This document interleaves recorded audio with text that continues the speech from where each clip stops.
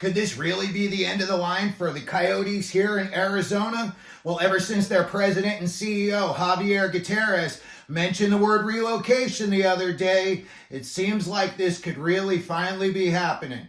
Hey, everybody, welcome into Clearing the Benches. A little bonus coverage today.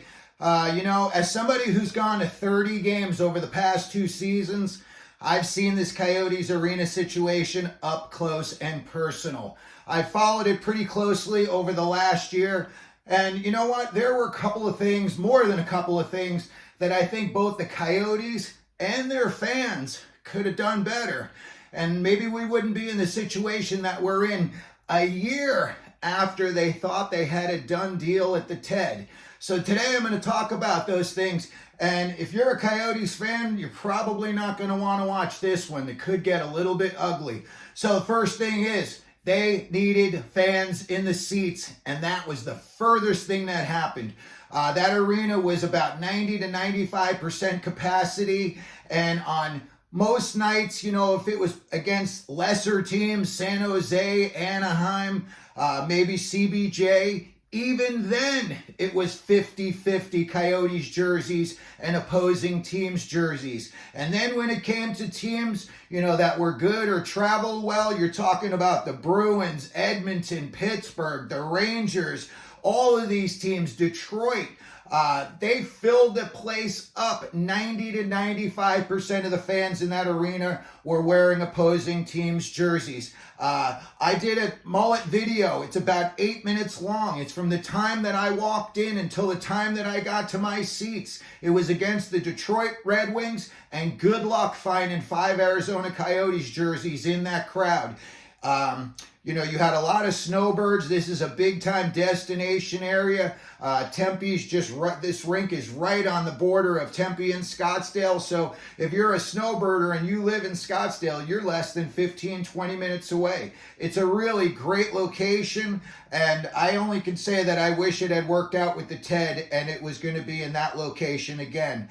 So again, I think if they had, only Coyotes fans in these games, I'm sorry, but if this was an East Coast team, New York, Jersey, Philly, I just don't see all of these opposing teams in the stands. When you look at a Rangers game, you see Rangers jerseys in the stand. You look at a Flyers game, you see Flyers jerseys in the stands.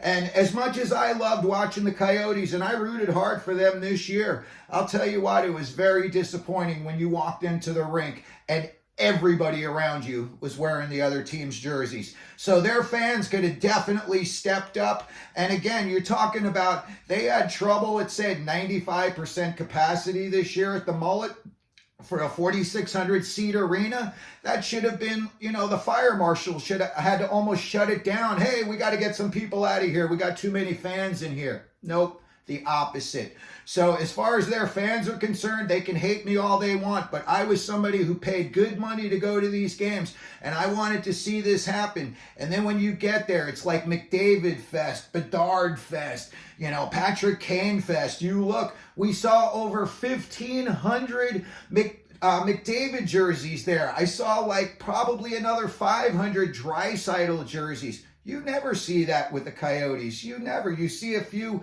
Keller jerseys sprinkled around, some Cooley and some Gunther jerseys in there, but that's about it. So I think the fans could have definitely stepped up, and as sad as I am that this situation is as bad as it is, I feel like the fans are partially to blame as well. Next up, I know that they needed to have a more forthright ownership. You know what? I worked in the newspaper industry for 15 years. I worked in public relations. The number one thing you do is follow up on promises. If you say something's going to happen on a certain date, you got to make that happen. And if it's not going to happen, you got to get out ahead of it, and you got to say it's not going to happen and why it's not going to happen, and then when it will happen.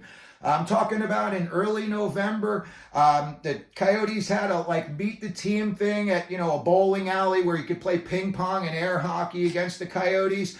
And they had a whole segment there with Javier Gutierrez, and he went on record. I've got it on videotape. It's on Clearing the Benches. Go back and look at it. And he said that the Coyotes were going to have a definitive arena answer within 45 or 60 days. That 60 days came and went and nothing, not a sniff, no press conferences, no, hey, we said it would be 60 days and here it is the 60th day. Here's what the situation is. Nothing. And then it wasn't until Marty Walsh started pounding his fist at the All-Star game saying, what a dumpster fire that the mullet was and that these teams, opposing teams didn't want to play there. It wasn't until then that Gary Bettman had, forced his hand.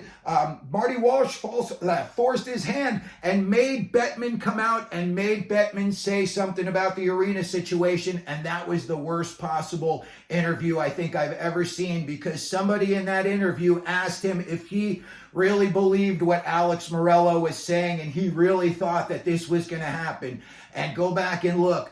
Bettman scratches his chin and he goes, well, kind of, but we kind of believe them. Zero confidence in the ownership by the commissioner of the NHL. Right then and there, you knew this is just a dumpster fire and they're just trying to figure out a way to put it out before it gets down to the end of the river. The next thing I think that they should have done is they should have done a better job with that Tempe Entertainment District bid.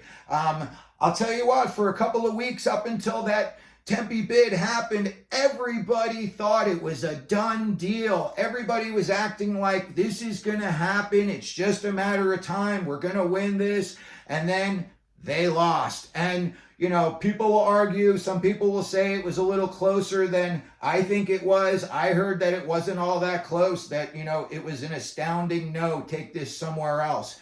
So I think if they'd have done a better job a year from today, we could have been putting shovels in the ground. I know they would have had to clean up this nasty landfill, but they said that would have only taken about a year. So right around now, how great would it have been at the beginning of the playoffs? You got everybody out there, in a big site, and they've got the big scissors and the silver shovel, and they said, hey, the Coyotes' future home is here forever.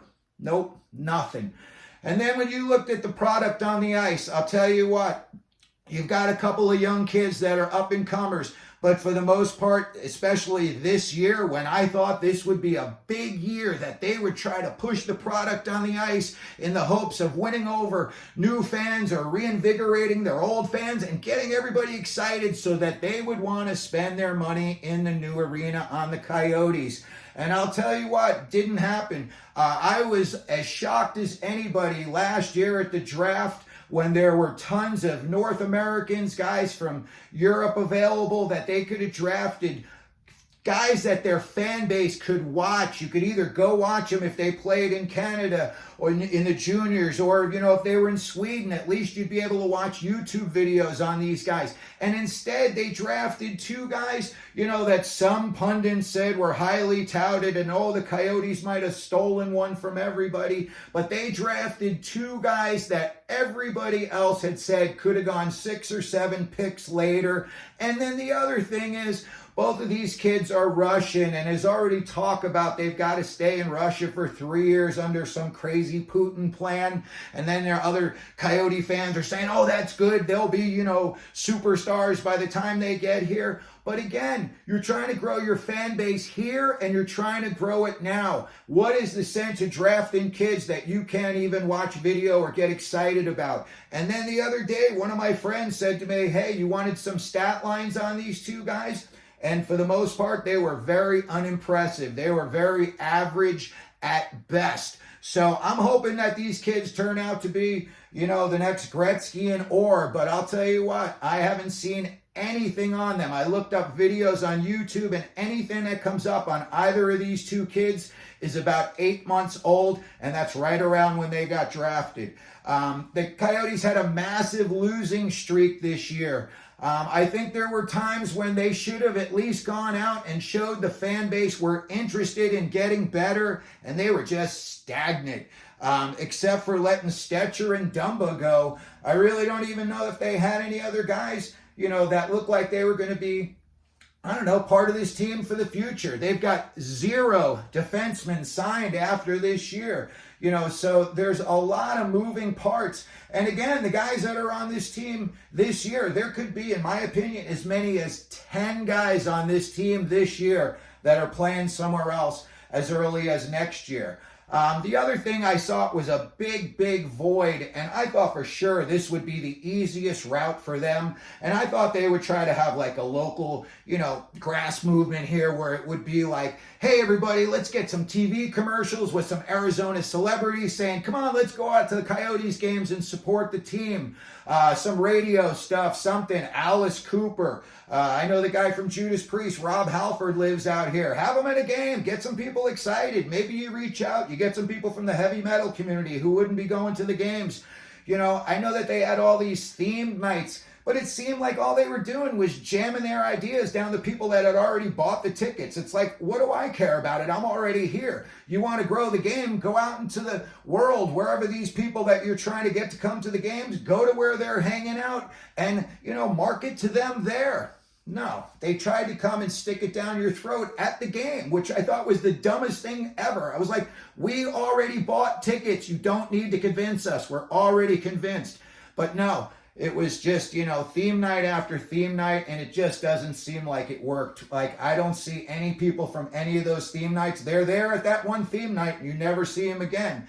But again, they could have really gone out on a limb. There's a lot of guys who are from Arizona, around the league. If Bettman and, even the Coyotes were so interested in keeping the Coyotes here and invigorating their fan base, maybe you have a TV commercial with Austin Matthews, the Kachuk brothers, Matthew Nyes, they're all from Scottsdale. Hey, Arizona, come on, pick it up, buy some tickets. How are we going to come and play in Arizona if you don't have a team there?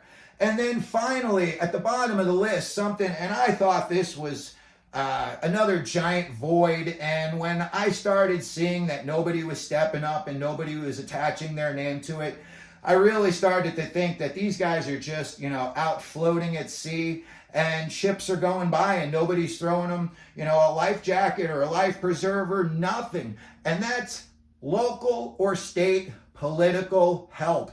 Again, this is an election year. Katie Hobbs couldn't get Muruelo and Bettman to sit down with her and say, hey, not on my watch, we're not losing the Coyotes. And I'm sure Bettman would have said the same thing. Yeah, not on my watch either. I don't want the Coyotes moving as part of my legacy. And I personally think this is the end of the line for Gary Bettman as well. I think at the draft or right around the draft, he's going to announce his retirement. I think he's done with all of this. And I think this may just be, the topping on the cake right here, that he's like, you know what, I'm out.